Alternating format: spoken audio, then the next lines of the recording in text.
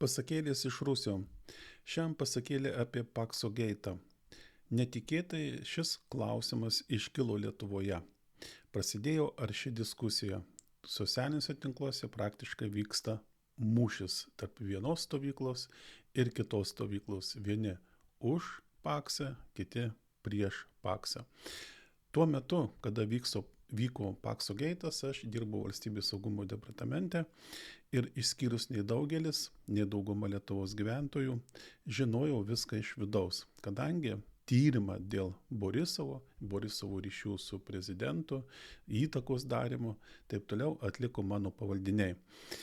Tad aš noriu pasidalinti keliais savo pastebėjimais, tačiau noriu atkreipti jūsų dėmesį į tai, kad vertinimo jokių nedarysiu. Dėl vienos paprastos priežasties. Pirmas dalykas, aš puikiai viską žinau iki tol, kol prasidėjo politinis tyrimas. Tačiau aš visiškai nieko nežinau nuo to laiko, kada prasidėjo tas politinis tyrimas, apkalta, kas vyko, ko norėjo, kas ko norėjo, iš ko, kokios ten veikia grupuotės ir taip toliau ir panašiai. Paprasčiausiai tam dalykui trūksta, daryti išvadoms trūksta informacijos. Tačiau jūs patys galėsite pasidaryti išvadą, tai ką aš jums pasakysiu. Taigi pirmas dalykas. Ar Borisovas, kuris būtent darė įtaką, bandė daryti įtaką Lietuvos Respublikos prezidentui Paksui, kuris rėmė ir finansavo jo rinkiminę kampaniją, turėjo ryšių su Rusijos karinė žvalgyba. Tiesioginių įrodymų, tai kad jisai turėjo tokių ryšių, be abejo, mes neturėjom ir negalėjom turėti. Jeigu jisai buvo, pavyzdžiui, GRU agentas, tai be abejo, niekas mums tų dokumentų nerodytų ir neparodytų. Tačiau tokias prielaidas galima daryti ir galima daryti rimtas prielaidas būtent iš šitų požymių. Tai pirmas dalykas. Jurijus Borisovas ir jo įmonės dirbo karinėje srityje. Rusijoje jisai turėjo gamyklą, buvo tos gamyklos savininkas, kuris užsiminėjo malūnsparnių, kurioje yra dvigubos paskirties, gamyba, remonto ir taip toliau. Lietuvoje taip pat turėjo tokias dirbtuves arba tokią gamyklą. Rusijoje turėti tokią gamyklą, kuri būtų susijusi su Rusijos kariniam struktūrom ir nebūti nuo jų priklausomų, tai praktiškai yra neįmanoma. Tokio leidimo tu negausi. Niekas tau neleis daryti verslo būtent karinės srityje, jeigu tu neturėsi labai artimų ryšių būtent su karinėmis struktūromis. Tai čia yra vienas dalykas. Antras dalykas. Jurijus Borisovas turėjo ypatingai gerus ryšius Azijoje, Afrikoje ir Lotynų Amerikoje. Ten jisai dirbo, ten jisai pardavinėjo savo įmonės produkciją. Pardavinėjo dvigubos paskirties įrenginius, prekes, tai Mi-8 malūnsparniams, kitiems malūnsparniams prekes, kurie yra dvigubos paskirties. Jų negalima pardavinėti, tai yra draudžiama.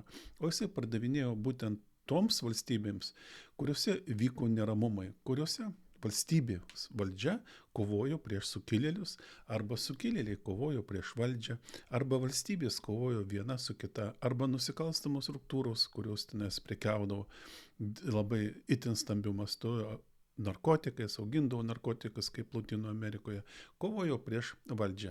Taigi jis juos aprūpindavo reikalingais dalykais šiai kovai. Ir be abejo, jisai pažinojo ir turėjo ryšių su visais šitais asmenimis. Būtų labai keista, jeigu toks žmogus, turintis tokias galimybės, turintis gamyklą savo Rusijoje, neturėtų ryšių su Rusijos karinė žvalgyba.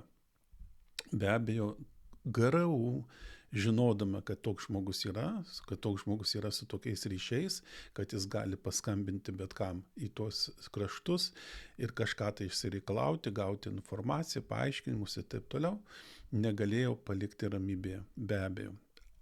Trečias dalykas tai, kad Jurijus Borisovas aktyviai dalyvavo Lietuvos Respublikos prezidento rinkimuose. Jis finansavo rinkimus Pakso, Rolando Pakso, sumokėjo ten virš milijonų litų, tai tuo metu buvo įspūdingai didelė pinigų suma ir be abejo jisai bandė įgauti labai didelę įtaką prezidentui. Rolandas Paksas laimėjo rinkimus ir Borisovas reikalavo, kad jisai įvykdytų savo įsipareigojimus, kuriuos davė jam. Tai reiškia paskirti jį prezidentūros administracijos vadovu. Visa šita informacija be abejo turėjo būti žinoma Rusijoje. Tiems asmenims, su kuriais jisai bendravo, su kuriais jisai dirbo.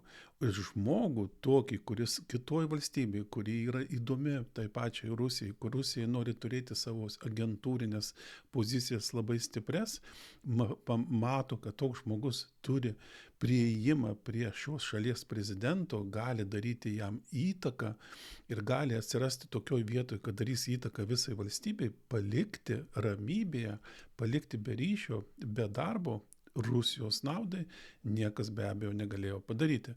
Tai labai rimtas požymis tai, kad jisai vis dėlto turėjo labai tikėtina tai, kad jisai turėjo ryšių su Rusijos karinė žvalgyba. Kitas dalykas yra labai įdomus, jisai dirbo versle. Paimkime, atmeskime tuos visus karinius dalykus ir paimkime tai, kad jisai užsiėmė versle. Verslas stambus, tarptautinio masto, reikia nuolat nuo ryto iki vakaro suktis, galvoti, problemų yra labai daug įvairių. Ir čia netikėtai jisai pradeda sukti į politiką. Lietuvoje praktiškai jam politikų kažkokiu tai sprendimu arba įstatymų lengvatinių jam praktiškai nelabai reikėjo, nes jo verslas buvo pagrinde susijęs su užsienio valstybėmis ir prekyba vyko užsienio valstybėse, o ne Lietuvoje. Jam ten kur kas buvo svarbiau, bet jisai vis dėlto nusprendė ne tik tai, kad paimti ir pats papirkinėti ten valdininkus, politikus ir bandyti tiek, kad jie priimtų jam naudingus sprendimus, ne, jis bandė pats tapti aukštų Lietuvos pareigūnų. Jisai bandė tapti Lietuvos Respublikos prezidentūros administratoriumi.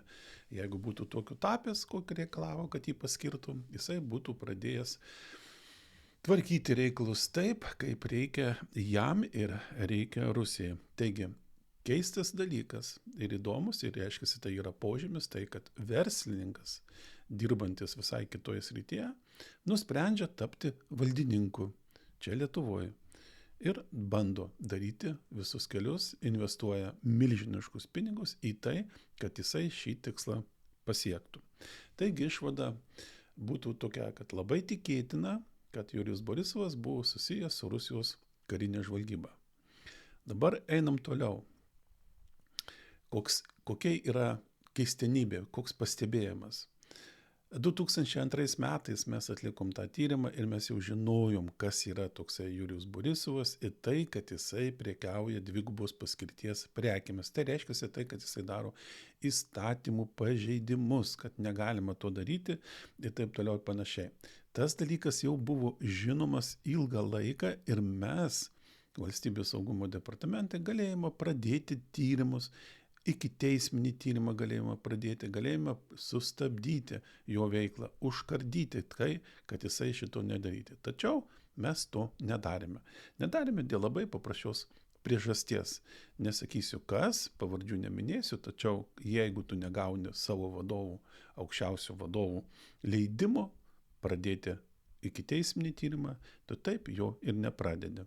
Taigi, dėl to, kad šitas asmuo ir jo įmonės prekiavo dvigubos paskirties įranga, jas pardavinėjo šalims, kurios praktiškai vykdė ir vyko teroristiniai aktai, mes negalėjom imtis jokių veiksmų. Dėl to, kad sakė, dar per anksti, dar pilnai nesurinkta, dar reikia padirbėti. Antras dalykas, antras požymis nusikaltimo, tai kad būdavo atveju, kada į Lietuvą įskrisdavo be jokių ženklų malūnsparnis, jisai skrisdavo oro erdve ir paskui pranešdavo tai, kad jisai baigėsi kuras, yra labai rimtos problemos ir jisai gali nukristi, greičiau, leiskit mums nusileisti. Pavyzdžiui, Kaune. Na ir tas malūnsparnis ten nusileidžia Kaune ir ten laukia komanda Avia Balticus. Tai būtent greitai subėga, tą lėktuvą sutvarko, malūnsparnį supakuoja taip, kaip turi būti supakuotas, pakelia vienu žodžiu, paima, pakrauna į priekabą ir jį išveža į remontą. Bet čia yra labai aiškus įstatymų baudžiamo kodekso straipsnių pažeidimai ir būtų galima traukti juos baudžiamojo atsakomybėn, sulaikyti tuos pilotus, kurie atskrido, sulaikyti tuos, kurios jos pasitiko ir aiškintis, kame čia reiklas. Ir ten pradėjus aiškintis, pradėjus ikiteisminį tyrimą, būtų galima išvinioti tą, paėmus virvutę už galiukų, traukti ir išvinioti į kitos dvigubos paskirties ir ryšių su tom teroristiniam šalim ir taip toliau ir panašiai. Būtų užkardytas veiksmas dar prieš darant įtaką Lietuvos prezidentui.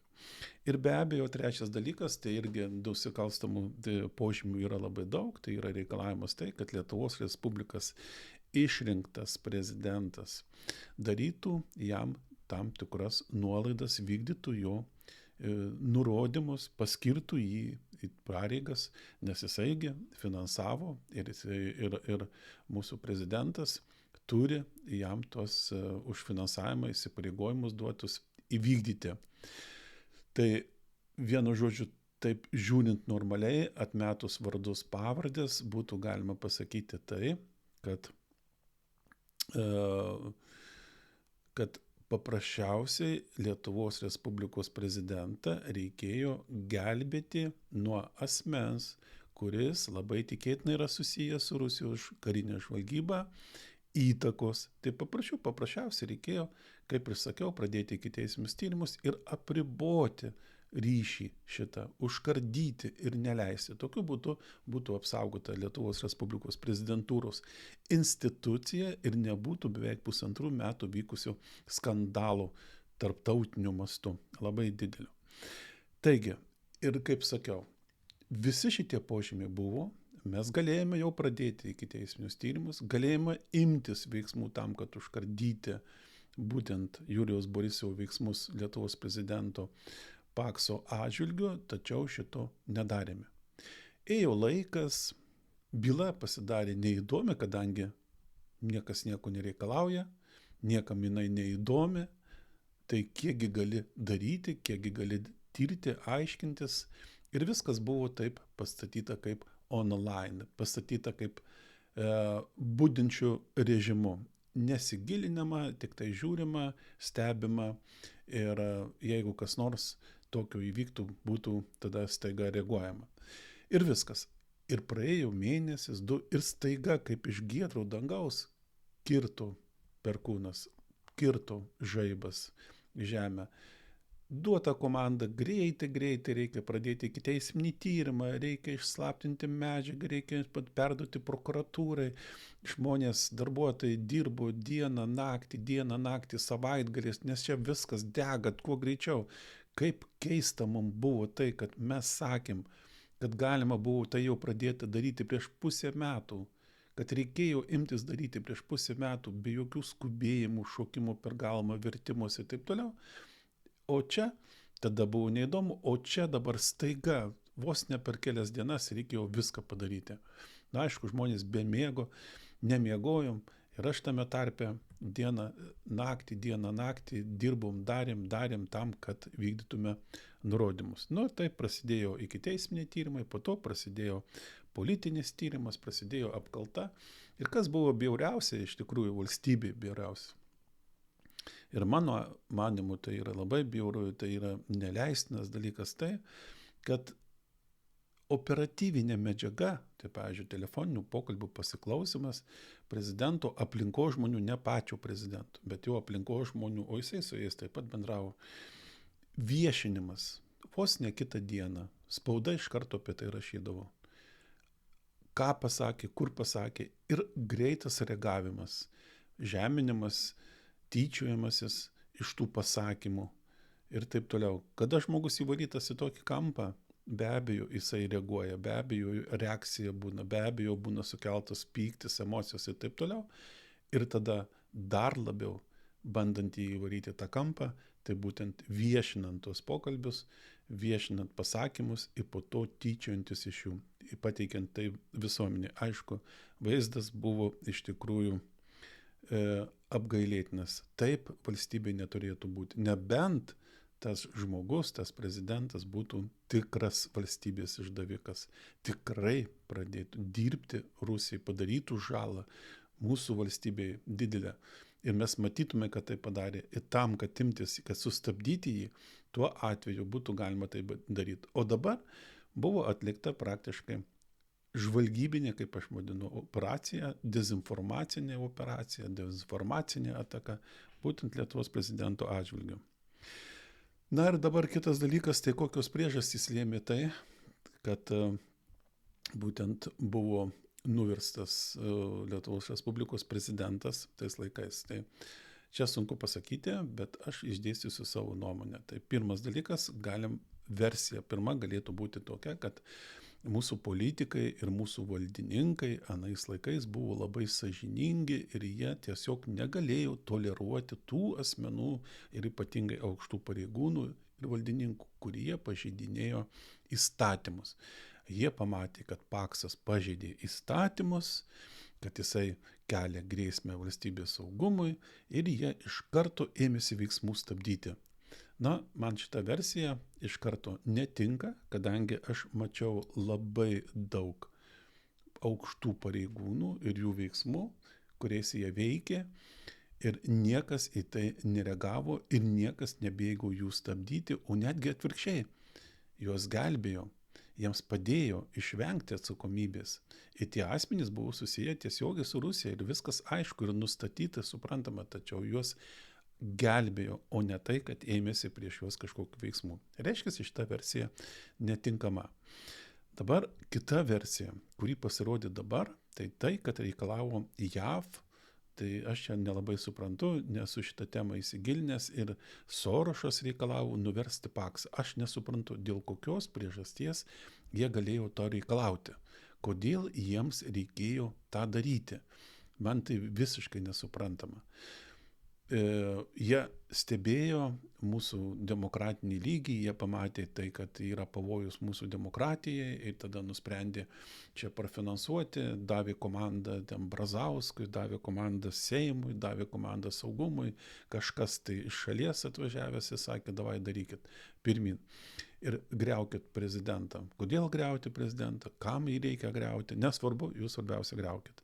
Aš šitos informacijos neturiu ir tikrai negaliu daryti vertinimo šiuo atveju, pasakyti, kas ten buvo ir kaip ten buvo. Tačiau aš turiu tokias labai rimtas abejonės, kad kažkas tai davė nurodymą Lietuvos valstybės visiems politikams, aukščiausiams valdininkams ir tie aukščiausi valdininkai bėgo iš karto vykdyti tą nurodymą.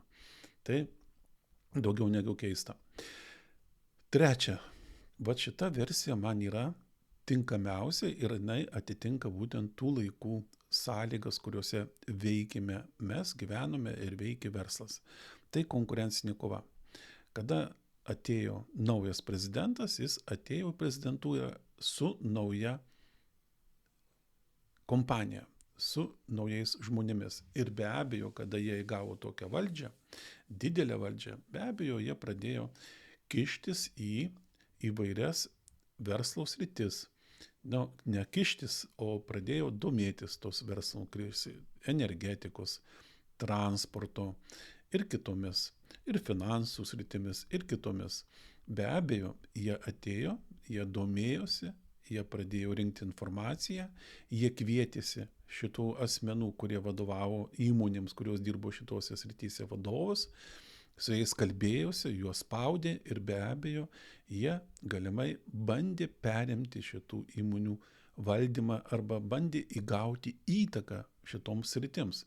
O kaip tuo metu, jūs žinote, pavyzdžiui, kad dujų srity labai stipriai veikė dujų dekaną, tuo metu vyko jau Lietuvos dujų privatizavimo procesas ir visokios dėrybos ir taip toliau. Tuo metu elektros srity labai stipriai veikė Interavo kartu su Garbaravičiais ir buvo kiti, kurie turėjo stipriai leidę nagus į energetikos sektorį.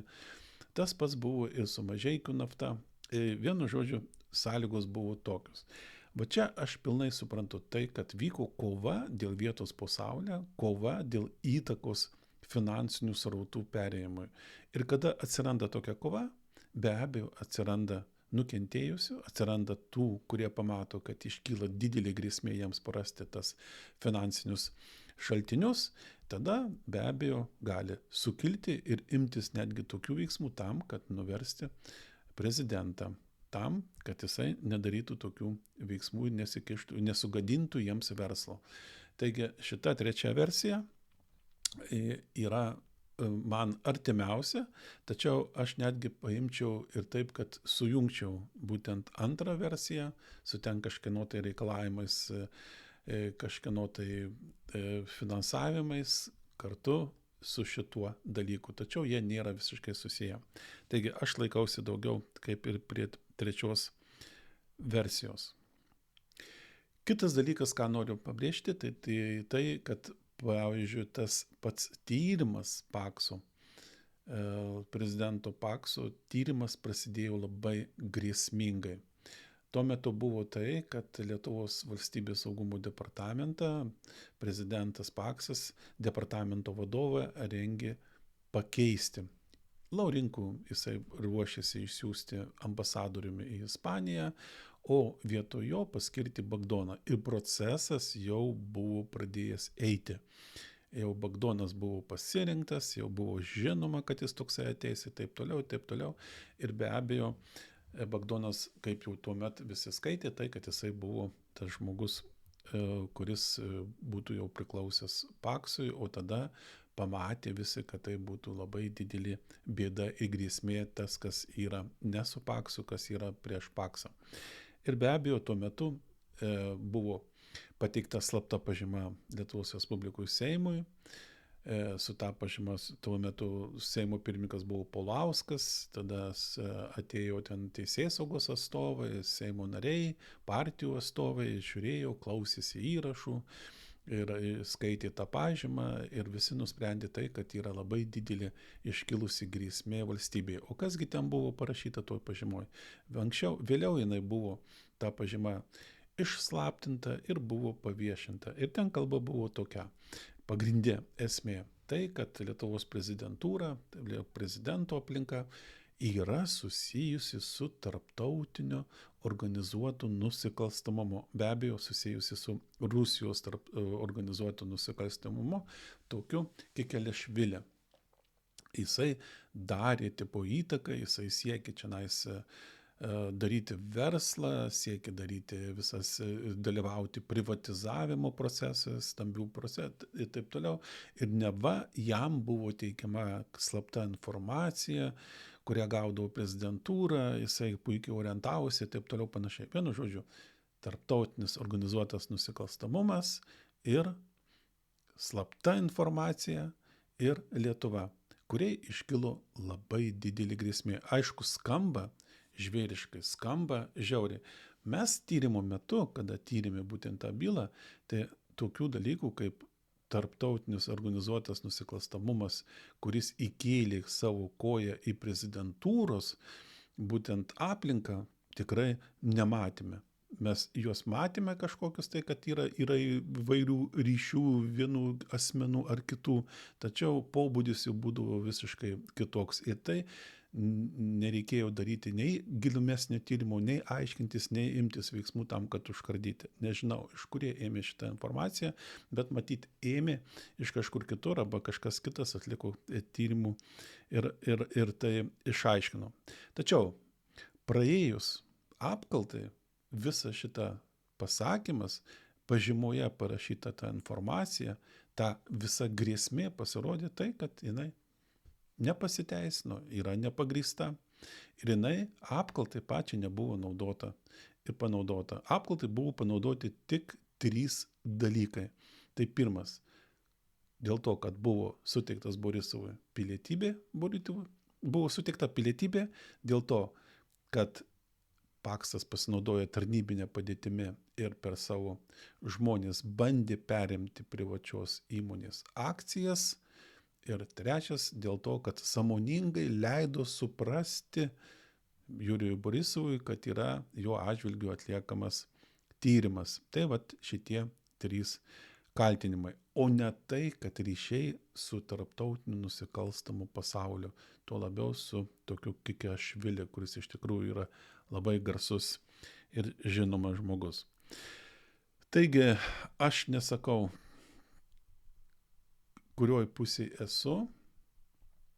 esu nei vienoj, nei kitoj pusėje, tačiau sakau tai, kad visada analizuojant situaciją politinė, kada yra susijęs su politikais, kada susijęs su labai aukštais valdininkais, reikia neskubėti daryti išvadų. Nebent jūs asistojate į vieną pusę, priimate vieną pusę, kuri jums labiau patinka ir tada tą pusę jūs tenais palaikote, remiate, visai ginate ir taip toliau, taip toliau. Tačiau jeigu jūs norite pažiūrėti tai objektyviai, nešališkai, tai paprasčiausiai reikia pasižiūrėti giliau ir reikia bandyti išsiaiškinti, o kokios yragi tikrosios priežastys šitos kovos. Ir tada taps aišku. Pirmas dalykas, dar ką noriu pabaigai pasakyti, tai kad politiniai susidorojimai Lietuvoje vyksta, tai nėra paslaptis. Mes matome, kad dažnai būna tai, kad žmonės padaro nusikaltimus, tie nusikaltimų požymiai yra labai ryškiai matomi, aprašomi spaudoje, tačiau jų atžvilgių niekas nesiima atlikti tyrimų. O ir matome, kad yra kiti asmenys, kurie atlieka veiksmus, taip pat, kurie turi ten kažkokį nusikalstamų požymių ir nelabai galbūt tokių žymių, tačiau jų atžvilgių yra atliekami nedelsint labai aktyvūs tyrimai ir jie yra aprašomi. Būtent spaudoje informacija yra viešinama ir taip toliau. Tai čia yra toks nešvarus, purvinas politikų ar konkurentų tarpusavio žaidimas, kova tarpusavio. Tas, kas turi didesnę galią, tas daro įtaką žiniasklaidos atstovams, teisėsaugai, kas turi mažesnę galią, tos įtakos neturi, tai gauna per nosį ir būna nuteisti. Taigi, iki kito karto.